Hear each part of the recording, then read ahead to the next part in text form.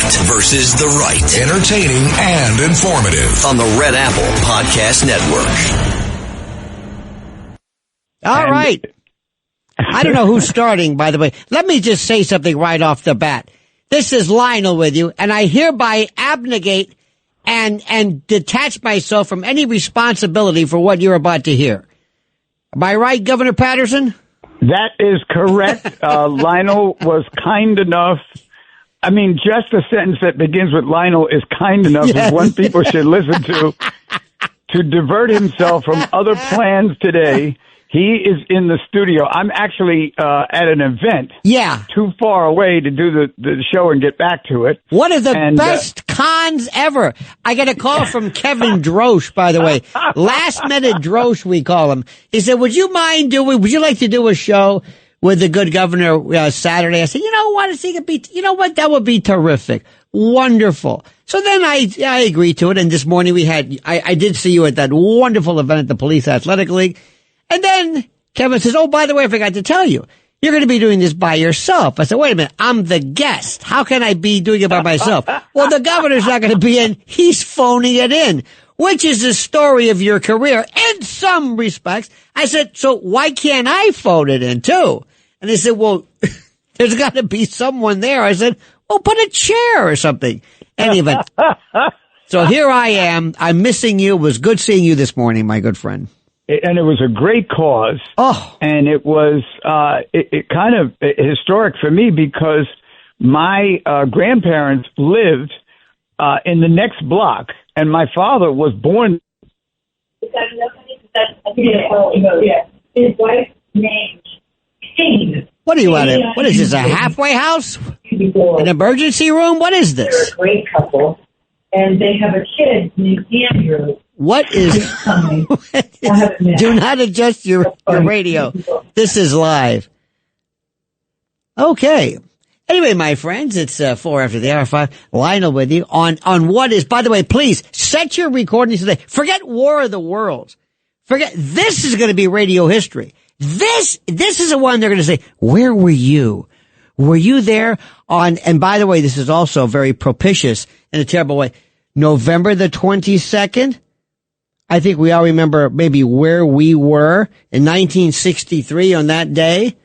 I don't want to make any kind of a corollary, but this show may be second only in terms of the disaster quotient. Is the good governor back with us? No, terrific. Well, anyway, I'm so glad to be with you, my friend.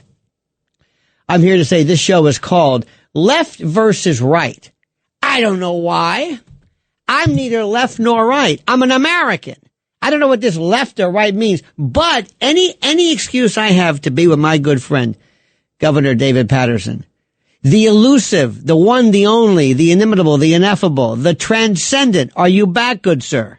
Once again, Lionel, the voice of freedom, the voice of hope. Oh, the man who, given the right opportunity, could change this entire country's view. Look, I'm here. Cut off. I didn't even get 2 minutes into what I wanted to say. Okay, what are we talking about? It's your show, sir. Oh, yes. What we're talking about is that yesterday, 2 men had a meeting. Mm-hmm. And these 2 men you would think would be as diametrically opposed to meeting each other as any other 2 on the planet. And yet, the results of that meeting were quite different. It was very interesting because I think that the supporters of each manifested some disappointment at each of them for, I guess, not taking a chair and throwing it at the other. Right. Now, Walensky tried that, and he got thrown out of the Oval Office. So I knew that Mamdani wouldn't do something like that. But I'm anxiously, as are all of our listeners, anticipating your take on this discussion and how it leaves us here in this country. Well, you could, it's funny, David. You can always tell whether somebody is a supporter of either gentleman by how the reaction was. If somebody says, Trump was brilliant, absolutely. Did you see how he was sitting down down Zelensky. I mean, you got to get the wrong one, Zelensky. You've got Mom. Yeah, by the way, do this with me. Say Mom Donnie. Mom and Dad, Donnie Mom Osmond. Donnie, there's so few people that can say Mom Donnie. I don't even think he can. Rob Zombie, all this nonsense. All right. I mean, someone that has a mother that had a sex change and used to be known as Donald is now known as Mom Donnie. But did you notice how some people said he played it perfectly? Trump owned it. And they'd always call in a body language expert. By the way, next to phrenology, body language expertise is mythical. So they said he owned it. Then his folks will say, well, actually, he was the one extending the olive branch, and he was the one because he didn't actually give in. So to me, it depends upon who you are. What was your take, good sir?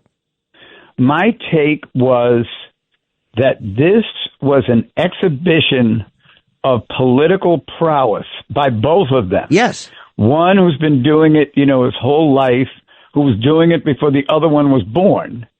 And that with Mamdani, you've got to give him credit. He reads the situation and knows how to handle it.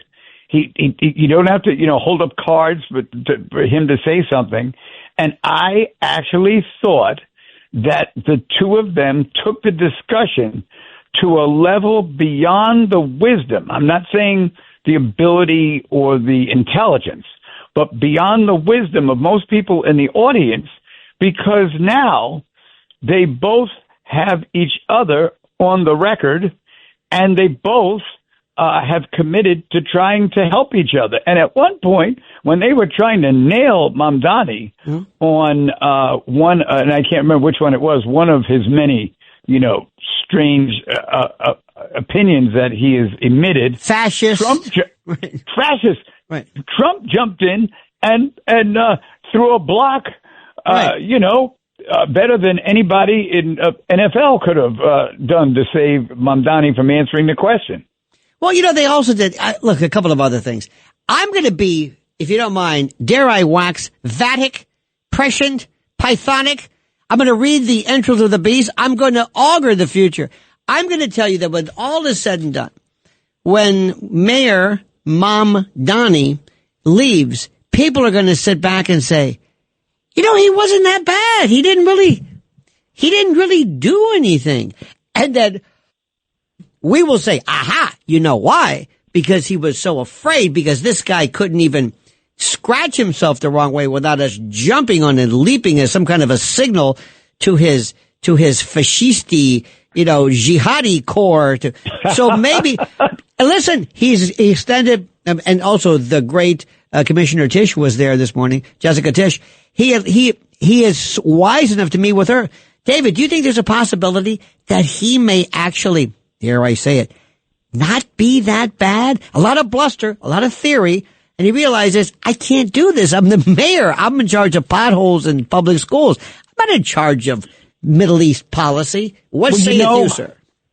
On a kind of serious note, in a way, I thought it was very interesting when they were asking Trump if he thought Mamdani would do some of these things that he'd said. Mm-hmm. And Trump said, you get into a job like this and you change. Right. He said, I changed. He said, I'm not the same person that I was in 2017 when I first took office. But he didn't tell you which direction he was now. Yes, exactly. Right. Yeah. And, they didn't tell us whether he changed his suit color. Right. No, but he might be more virulently MAGA, whatever that is. He might have actually, heightened his Trumpisms. Exactly. And that's why, I thought that was just such a brilliant statement. And what can Mamdani say? No, I'm not going to change. As a matter of fact, every time I do something, I'm going to call up the DSA to see that it's all right. But what Trump did for him is he opened the door that the leader has a right to change. You may not agree with it, right, but the leader has a right to take a different view of anything. Now, I think this about Mamdani, Lionel. I think he's got a problem. The socialists are not like your usual political supporters. Right. if you agree with the socialists 100% of the time, they like you. If you agree with the socialists 99% of the time, they hate you. Right. And I think Mamdani is stuck because I think he now sees what the trials of leadership are about and how you have to negotiate and how you have to address things. And he played it out in the conversation with Trump. I'm not sure how it's going to go over to some of his big supporters. At the same time, even our colleagues, a few of them at WABC, they were very upset at Trump. They felt that Trump gave Mamdani a stage, that he promoted him. He gave him a great opportunity. But listen, he's the president. If he gets tired of doing that, he can do what he threatened to do and take a whole lot of money away from the city. Exactly. And Mamdani won't be happy about it. I'm going to go one step further, Governor Paterson. There are things that we're not really sure about. You know, there are these folks like, I'm trying to think like a Visigoth, a what? You know, who are the berserkers? The who? Democratic socialists. Huh? We're not even sure who these people are. They're not socialists. They're not democratic socialists. They're kind of a funky new version. Remember during COVID, we had strains. We had the Omicron strain, the Delta strain. We got the strains. It's a strain of something that they really can't explain. There's a lot of people raring to go. Do you remember, David, perhaps when we were, I don't know, of teenage years, we had the sense of rebellion, and it was a diffuse kind of a vague, abstruse anger that we leveled at our parents and society. I'm glad you said that, Lionel, because I think you just answered your own question. I think that's exactly what's going on with this group today. Right. They don't know what they're not really sure what they are, who they are, and what they're about. In fact, I've been asking people for the longest time. In fact, I'm going to tell you this on a serious note. I have two good friends of mine. One is an absolute socialist. It might even be not really a communist, because that's, as you know, that's aspirational. But the other one is Marxist or Marxian. And I ask them both, what do you think? And they're livid. Because within their context, they're saying, he's not a socialist. He's not even a Marxist. This isn't a planned economy. He's just this is a welfare state, kind of a goofy, groovy Woodstock post. Remember when Windham Hill came out and there's kind of a new age music where we said, what is this? Is it jazz or folk? What is it? It's wind chimes, and that's what this is. So not to belabor the point, I think it was a plus. President Trump ultimately came through because, remember, if you read it, that was his Oval Office. He sat there and he controlled it, and he looked so concerned. There's nothing to get mad at. When the only thing you can say is he wasn't mean enough, then the president has won. Well, again, a couple of our colleagues were saying that they could hear something in his voice. Who? Names. Which one of our colleagues? I want to know who. Rita Cosby said that. And so they were saying that he looked tired. He looked like he wasn't ready. What? And I thought, you know what I thought? It's a Friday afternoon. Yeah. It's a much anticipated meeting. It's the end of a long day. He did a number of other things yesterday that were covered in the news cycle. But when he got to this, he sat down, he looked at this guy, and he's like, I don't want to get in a big fight with him unless he starts one. So what I'm going to do, I'm going to be, like the elder statesman, the president, talking to the young, newly elected mayor, and I'm going to make some suggestions. Mamdani was smart enough not to fall for it and just start swinging from the heels, because believe me, whatever they did to Walensky, no one's seen him. No one's seen him since that meeting with Trump. They kept saying that he got yelled at and thrown out, but no one's seen him. He may not even be around anymore. But no. And who was Walensky? Now, Zelensky is another story. Who is this Walensky you keep talking about? Yeah. You see, now you're doing it. See, it could have been Adam Walensky. See, but that's what you do. Let me tell you what the Trump strategy is. He had somebody last time. He says, okay, just a minute. And he'll call somebody and I don't know, like, Jerry. Yeah. What was the last thing we did with Zelensky? Well, you threw him out of the office. Oh, okay. Well, I'm going to do the opposite. So then when they meet, he says, Zell, baby, come here. Give me a hug. He'll change it and you'll say, what is he doing? From day to day, remember when he called Zelensky back to the White House and Zell said, I'm aces now. And he says, by the way, do me a favor. You and Europe take care of this and have a nice day. Grab your land back from Russia. I'm getting out of here. He said, why did you bring me back? I don't know what you're always thrown off. You don't know what he's going to say today, tomorrow. Did I say that? Well, I changed my mind. I'm not so sure. I don't know if you're going to go to the MTG. I'm sure we might talk about that, but that's that theory. It's just whatever you say. Did I call her a traitor? Well, you know how I get. Yes. You never know where you stand with him. He's a genius. I have to tell you this story. He came to the Alfred E. Smith dinner, not this past fall, not the one that was just had a few weeks ago, but the one last year. Well, Hillary. And this is where he is, and he sees Hillary there. Yes. That's the first time they spoke. And, he's the president-elect. And there aren't that many people there first. The people kind of drifted in. There was about, I'd say, 12 or 13 people, but they're all around him. And everything he says, they're hanging on to it. So I go up to him and I say, Mr. President, congratulations, but I just can't help remembering that I had a staff member back years ago that you hated when I was governor, and I really wish I had heeded the call. So I kind of walk away, and I'm thinking, if my money's right, the president's going to follow me. Mm-hmm. He did. Yeah. He comes right up to me and goes, hey, who was it? Who was it? And I said, it was the late Dick Ravitch. It's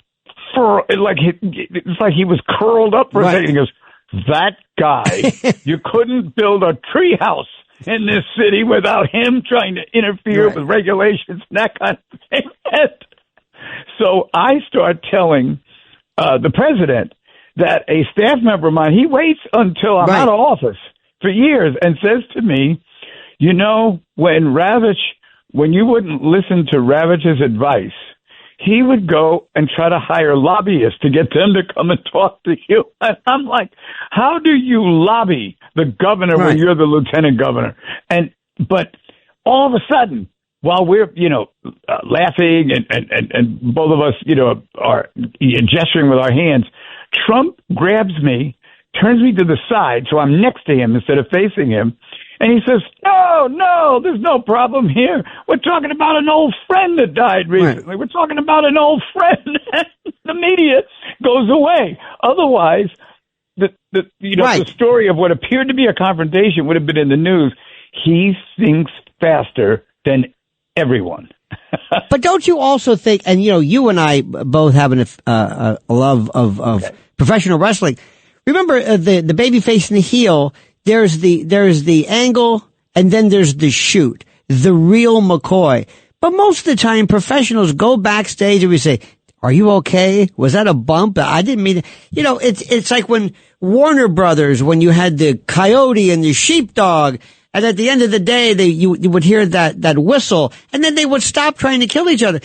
When you step back behind the scenery, everybody knows this is a little bit of theater. And the best politicians, of which I include you, understand that you don't take this to heart. I mean, you do, but know when the cameras are on. Don't waste your time on a situation because 5 minutes later, you've got another situation. I mean, I think Trump is smart enough to realize that. I tried to explain, not just to our colleagues, but to a few other people. By this time next week, no one's going to be talking about exactly. This.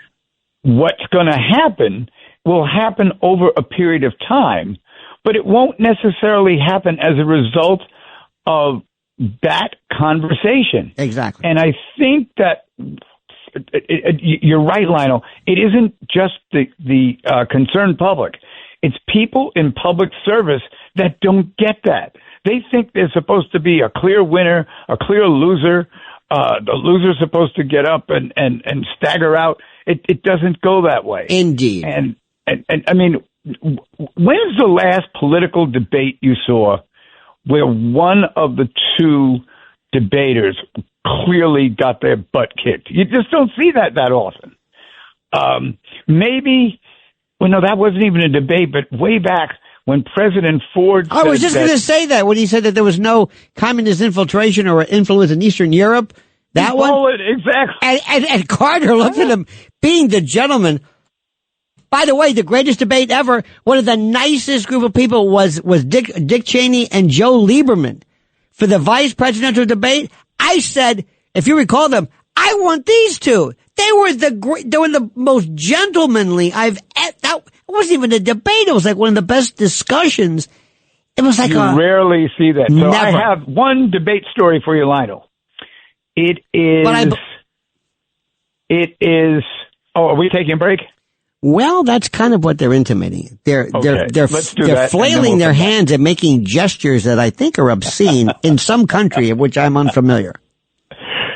We'll be back. The left versus the right on the Red Apple Podcast Network. If you're looking to create, grow, and sustain your wealth, download and subscribe to the Pain Points of Wealth podcast at BeBullish.com with Bob, Ryan, and Chris Payne. It's your podcast for market insights, money tips, and real talk on the economy. Download and subscribe at BeBullish.com. From writer-director Ryan Johnson. The Holy Grail. A perfectly impossible crime. Wake Up Dead Man has critics singing its praises. God help me. Anything else? It's a deliciously entertaining mystery. That's nice. It's certified fresh. It's a miracle. Okay, you're freaking me out now. It's the best Knives Out movie yet. This case is solvable, right? Oh, you'll see. It's fun. Wake Up Dead Man, a Knives Out mystery starring Daniel Craig. Now played in select theaters on Netflix December 12th. Rated PG-13. The left versus the right. Entertaining and informative on the Red Apple Podcast Network. We're back. We're actually back with the left versus the right. And in this case, the left doesn't know what the right is doing, and neither one of us know whether we're supposed to be on the left or the right. But my co-host Lionel is here. And Lionel, during the break, I was thinking. That's a start. It was so interesting what you said before. I think we could go over it again. Good. It was that. If only I knew what it was. It was when he was saying that it's not about who won the debate and the other one goes away feeling bad and the whole thing. And it really, unless it was a political debate for an election that was in a week, these two men were able to put forth their basic worldview to each other and decided on that particular day not to challenge each other so much. But there's also, it's this idea of meeting. You know, when they said, sometimes they will say, I can't believe the president, he met with a terrorist. It's like, they're all terrorists. What's the matter with you? Yeah. They had the other day, they have MBS, Mohammed bin Salman, and they're saying, what about, my favorite when the reporter said, what about Khashoggi? He said, Trump says, for the love of God, not now. Okay, whether he chopped the guy up with a bandsaw and threw him in a trash bag, not now. What are you doing? You know, like, for example, I told you not now. Remember in the old days, there was a commercial that was during these film noirs where a woman was at home by herself and there was the escapee was behind her. There was a knock at the door and it was a cop. And he says, all right, sister, make it look good. So she opens the door a crack with the chain. He goes, can I help you? And she's making eye gestures like he's behind me. Well, that's kind of what this is. Who are these people? What do they expect people to do? Remember the adage, I'm sure you do, when Reagan and Tip O'Neill, it said, at the end of the day, have a drink, relax, take it easy. I mean, I think Reagan and Tip O'Neill set an example for the country that here, it's 45 years later, and we're still talking about it. The problem was that no one knew about it at the time. It kind of came out as time went on. And so I think there is this kind of misunderstanding. I mean, unless you're in Spain at a bullfight, you're not going to see that much blood, and you're not going to see that much gore, and I think that's why some people were kind of disappointed. They wanted to see a winner, and they wanted to see a loser. But two things, by the way, one little bit aside. One of my favorite oft-cited but incorrectly referenced quotes was, they say Tip O'Neill said, all politics is local. It was his father. Tip O'Neill lost his very first election. He was crushed. And his father supposedly told him, son, all politics is local. You forgot what you were doing. So it was his father and not him. But let me ask you something. I did not know that, Lionel. See, listen, my friend. Have you ever been in the position where you have met with somebody and you thought to yourself, I want to get to know this person. I want to talk. Well, we'll do all the flailing in public, but it doesn't do anybody any good. And also, I'm sure you've met people that you thought you would despise, and later on you said, you know what? I like this guy. Probably more than your, quote, allies. So, Lionel, my example is in 2002, in the beginning of November, we staged a coup in the minority of the New York State Senate. In other words, the majority were the Republicans, we were the Democrats, we were in the minority. Our leader was accused of giving some money to one of the Republicans in a race to try to forestall what he thought would be more mistreatment of the party. When this got found out, it didn't take long, and I became the new leader. So I go to see the majority leader of the New York State Senate. His name was Joe Bruno. Oh, good man. And I sat and talked to him. They said he was giving me 20 minutes. He kicked them out 3 times when they tried to interrupt the meeting.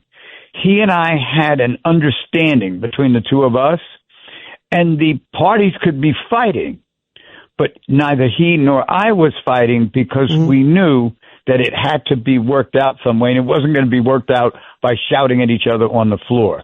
He at one time, I asked the majority for a cessation, like a break. I wanted us to take a break. They said, we're not taking a break. And I said, well, I already spoke to Senator Bruno, which I hadn't, and he said we could take a break. So they called the office, and they called back, and they said, we'll have a break for 1 hour. So in other words, he didn't want there to be any, disagreement between myself and him. So he took he heard I said, and he went with it. We had a break. But that's the kind of understanding that occurs at the highest versions of leadership all around the world. And I think sometimes it's lost on people who try to analyze it. I also think that people forget, Governor Paterson, that politics is psychology, and it's not politics. It's not brain surgery. It's not what you think it is. For example, there's nothing worse than coming to explain to somebody ahead of time. There's nothing worse than perhaps complimenting your opponent too much. There's nothing worse than complimenting them. When he says, for example, I know he's a young man. I know we both have the same things in mind. I know we have the same ideas. I know we have the same. Of course he's going to do it. I was that way. And of course he's going to do it. And he's looking at him like, what are you doing? He's like almost saying, he's mollifying him, and he's saying he's harmless. Don't worry. I know what he's doing. Don't worry about him. I don't know what because I've never had a subject matter. You never give me any kind of a list. So I don't know what we're going to talk about in addition to. May I ask, so that if I were to introduce something, I don't want to step on toes or ruin the finely synchronized order of the topics? Well, one of the issues with the mayor-elect, and we'll leave President Trump out of this, is, some of his statements that apparently when he met, I believe when he met when they were talking to him about law enforcement, he started talking about expanding investigations of police violence or something like that. Right.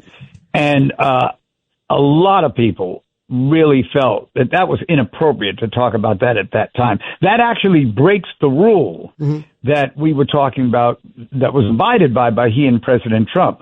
Like, you just don't throw these things out there to, agonize and excite people where, you could have named 5 changes you wanted to make and make that one of them, but that was the only answer he gave. Right. And I just thought that was a total misstep on his part.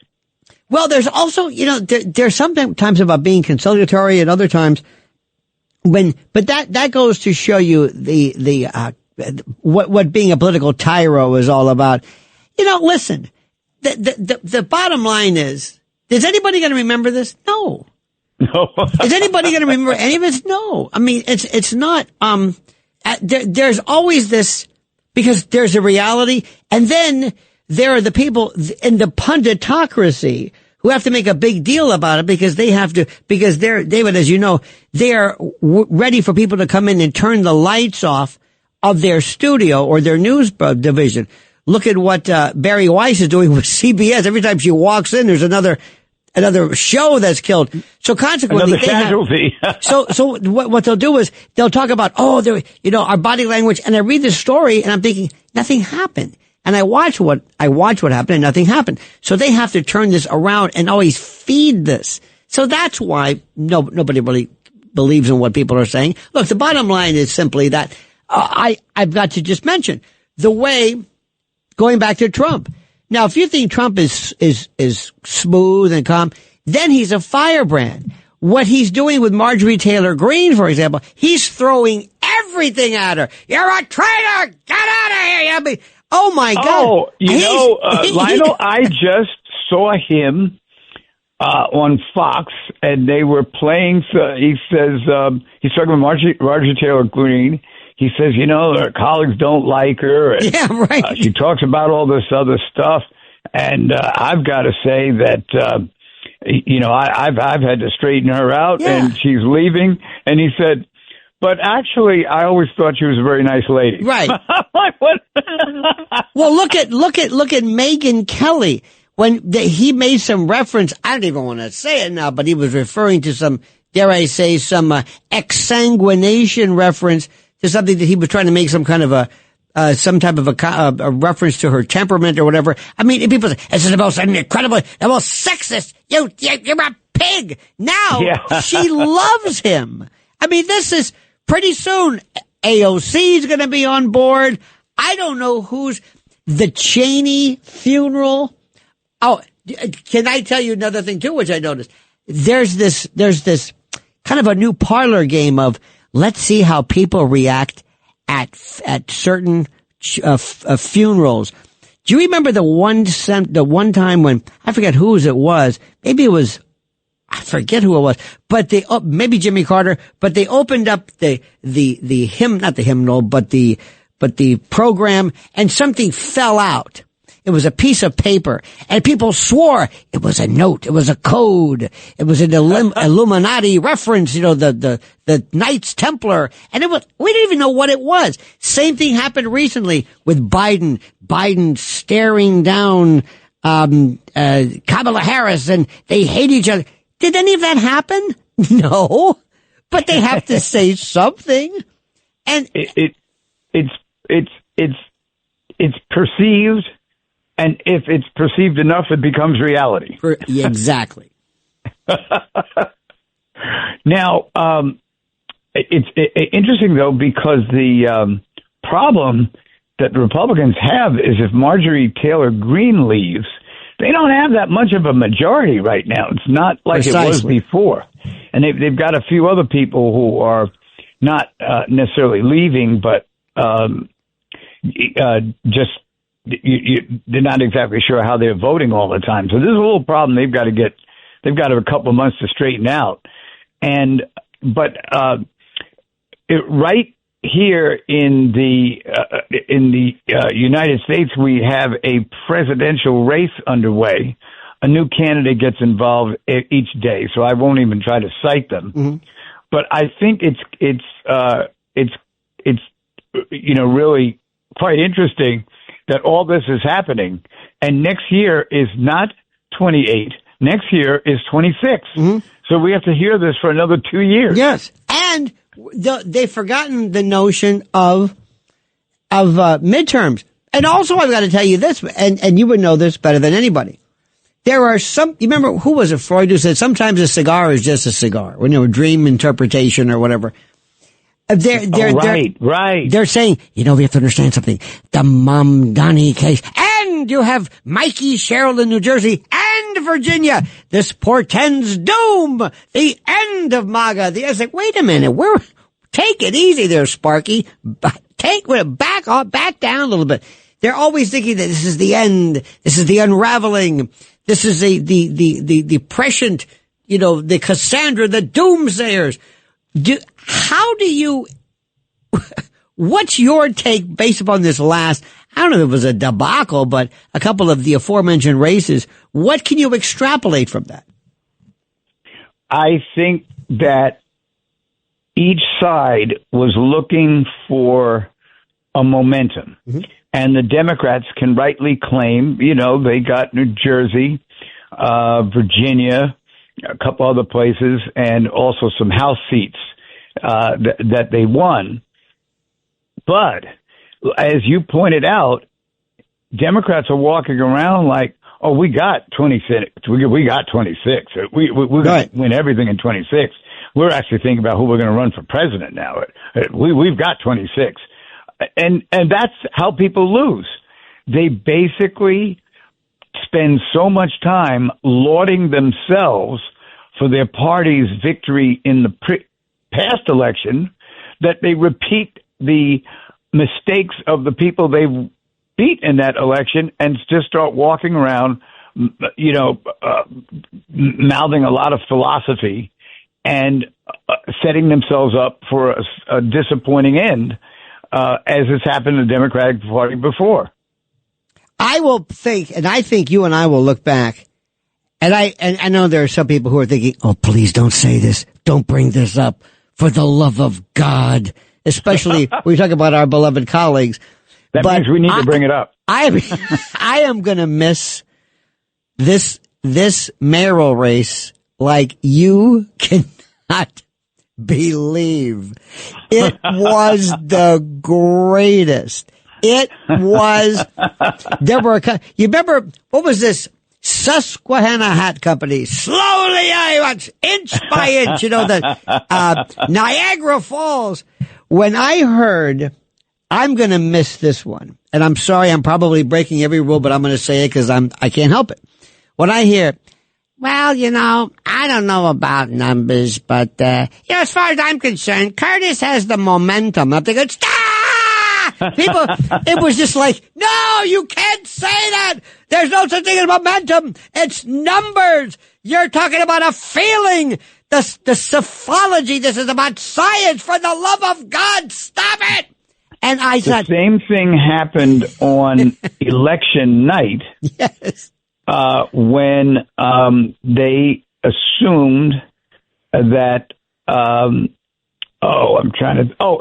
it happened coming up to the election when people assumed that former Governor Cuomo had this momentum and he was going to overtake Mamdani. Right. And then when it doesn't happen, the people are just so mortified. They can't believe it because the momentum was not real. Right. It was illusory. It was suggested. Illusory is what we're looking for. Yes, indeed. What is momentum? Momentum is when you're a football team and it's 21-0 and you score 2 touchdowns. That's momentum because now you have a chance to catch the other team. But it's not going to be because somebody gave a good speech and a lot of people clapped. Right. And they represented the state before. That's not going to happen. Or my precinct was packed. Yeah, that's nice. They're kind of like a microscopic reference point. Absolutely. One of the greatest, I'm telling, very, very quickly. Was it a mandate? It can't be a mandate. Well, yes, it is. It's 50. He got 50.4%. What the hell kind of a mandate is that? It's called victory. It's not a landslide. And then we're talking about a post-mortem. That's like saying, how dead is he? He's only been dead an hour. It's not like he's a stiff. He's dead. What are you talking about? Well, he's not decomposing yet, but he's dead. What are we arguing? I miss it. I miss it already. Why don't we let's reconstruct it, shall we? Shall we? So, Lionel, were we supposed to take a break sometime here? Because yes, I think yes, we are. Take a break. But make it. We're on the left do it versus the smoothly. right. I'm with Lionel, and after these commercials, it's possible that both of us will return. The left versus the right on the Red Apple Podcast Network. Introducing Meta Ray-Ban Display, the world's most advanced AI glasses. With a full color display built into the lens of the glasses, it's there when you need it and gone when you don't. Send and receive messages, translate or caption live conversations, collaborate with Meta AI, and more. Be one of the first to try Meta Ray-Ban Display. Visit meta.com/Meta Ray-Ban Display to book a demo and find your pair. The left versus the right. Entertaining and informative. On the Red Apple Podcast Network. We are back to the left versus the right. It was so exciting that we actually left the ring for a while to fight because we blew a break, but we're back now and in our final minutes. I am very curious to hear about how Lionel feels about the threats that President Trump made previously about what he was going to do to New York City and, send troops up here and the whole thing. Oh, what about that? Not only those threats, how about he's going to hang the Democrats under some kind of insurrection or sedition? Insurrection law. This guy's fantastic. Have you ever, it sounds weird, but sometimes you might say, when I got a call the other night, David texted me, well, what time was it? 3 a.m. Oh, look, he was, you know how he gets. Or, I want you to hear this call from David. Well, what time was it? It was 3 a.m. Well, you know how he gets. Well, that's what Trump is. Trump says, you know how he gets. He basically said, I'm going to take everybody out. But he didn't. It was a conditional thing. He said, I believe this could be construed as sedition and as you know, or treason. And of course, we haven't had a treason since what? Tokyo Rose? I mean, it's not a very popular. Right, exactly. But he said, but as you know, the penalty is death or whatever. And they immediately all of these Democrats ran to their respective offices and tried to fire off some kind of a little video clip saying, how dare you, a sitting president. So with that threat plus the latest threats, it's Party City. This is Threat City. I think he's a genius. He is a genius, and he reads situations. He's not always talking. He's reading to see how he can get the best out of it. And I repeat, I think his performance on Friday was stellar. And I thought that the mayor-elect made a quick decision not to turn it into a slugfest, but to go along and find his own way to elevate his own thoughts and reactions, which a lot of people appreciated. Now, there are obviously some things that he's said that are reprehensible. They are, threatening. They are... like what?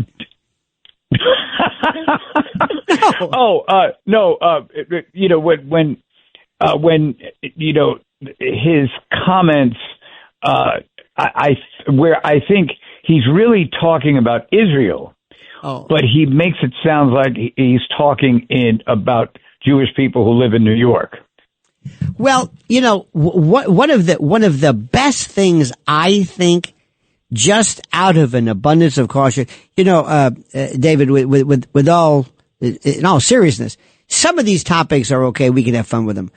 But this is such a powder keg. There are so many crazy in Technicolor people that it's probably best to, let's all agree that when we speak about this, we use our adult tone of voice. We try to tamp down and militate against taking this the wrong way, because that is a frightening concept. And I think, and I hope that Mamdani does more than this, an occasional tweet here and there.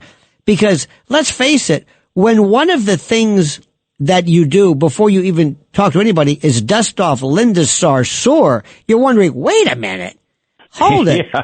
What are you, is this your idea, or is somebody pushing this? Because what he's going to have to decide, this is the mayor-elect, you better make sure you're in charge of your message, because there's a lot of people who are going to be thinking that it's not your administration, it's the movement's administration. And that's when it gets Lionel, sticky. And that's why I said earlier on that I felt that there were a few Mamdani supporters who were not particularly happy that he didn't go right at Trump. He didn't say some of the things that he said previously. And I think part of that is hopefully that he is starting to understand that sticks and stones can break your bones, but words can hurt as well. And he, in his offerings, hasn't done that consistently, but it's something he'd really better watch, because there are some very, very scared people in this city, and they aren't of one ethnicity. They are of several ethnicities. And also, I think, as you know, David, you can inadvertently give the wrong impression, not by so much by what you say, but what you don't say. When you let even the tenor, the volume, get out of control. But I go back to what I'm saying, and I am not some Pollyannish, everything's going to be rainbows, lollipops, and Leslie Goreville here. But I think we're going to look back and we're going to say that he was not as bad, not perfect. There's going to be some bad, because he's going to have to show he's going to have to throw something to his constituency. But let us not be surprised if he realizes, you know what? I kind of like being a good mayor. I like this. Crime's down. Why is that a non-socialist thing? People seem to be happy. I mean, isn't it the worker that I'm talking about, and livability, and people are happy? Why wouldn't I want that? Well, Lionel, that may be the change that President Trump was talking about. That when Lionel starts to see, you know what? Everybody's happy. Like you said, the crime is down. We're settling our contracts with the unions. We are putting housing in places that's never been put before, and we're doing fine. And yet, there's pressure coming from the other side. People who knew him who think that he did change, but not the way they wanted him to. They wanted him to basically militarize the city, and that's never going to happen. And which is why I think at some point he may kind of, like a lot of great leaders have, where they start out, they're pretty melancholy, but then they grow. And, after a while, they have a greater amount of respect that they didn't have when they first came in. One thing, too, I think you probably would agree. I don't want to speak for you, but I am still the constitutionalist, and I still believe in posse comitatus, and I still have, I think, a healthy, dare I say, distaste for obscuring military control with civilian law enforcement. So when the president does talk about federalizing the National Guard, it may sound great to some people, But I think you and I would agree. The constitutional purist and I would say, whoa, wait a minute. Hold it. Standing army. Be careful. Because your law enforcement, the state has some jurisdiction in the city, and then you have law enforcement, and now you're going to take some of these people and put them into a whole new training. But the training is going to be like for a week, and then they're going to go out, and somebody's going to really get hurt because of the lack of preparation that's involved in these, these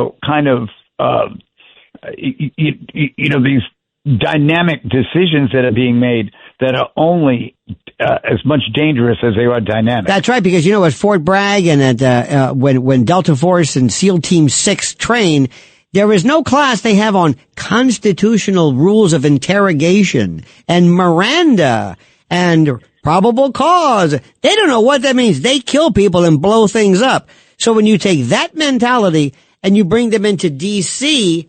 to handle civilian crime using basically military, do you have the potential for problems? And Lionel, did you see the story about the woman driving in Chicago, and she had some sort of bad interaction with the feds, and then they said she rammed their vehicle with her car, but now it turns out after inspection, the prosecutor is dropping any charges against her, but one of the officers fired at her car 5 times, and she's lucky to be alive. Yes. This is what happens. Yes. I don't blame the trooper as much as I blame the lack of training. And this is where we could wind up in other situations if we really don't start thinking about exactly what we're asking for when we ask personnel who, have been sitting at home and are suddenly called back. That's something you do for a forest fire or something like that. It's not something you do for a political position. Indeed. Well, I hear that music, Lionel. That's the point. I think it's time for us to go. Indeed. By the way, if you get a chance, give me a ring as soon as you can. I have something off the air I want to tell you that's rather interesting. Oh, God, not that again. All right, I'll call you. Beautiful. Okay. All the best. Care. Thanks for listening to The Left versus the Right. You can hear The Left versus the Right Saturday afternoons at 4. If you like the podcast, share it with your friends and listen anytime at WABCRadio.com and download the WABC Radio app. Hit that subscribe button on all major podcast platforms. Plus, follow WABC on social on Instagram, TikTok, Facebook, and X. See you next time for a new episode so you never have to wonder. What the heck is going on here?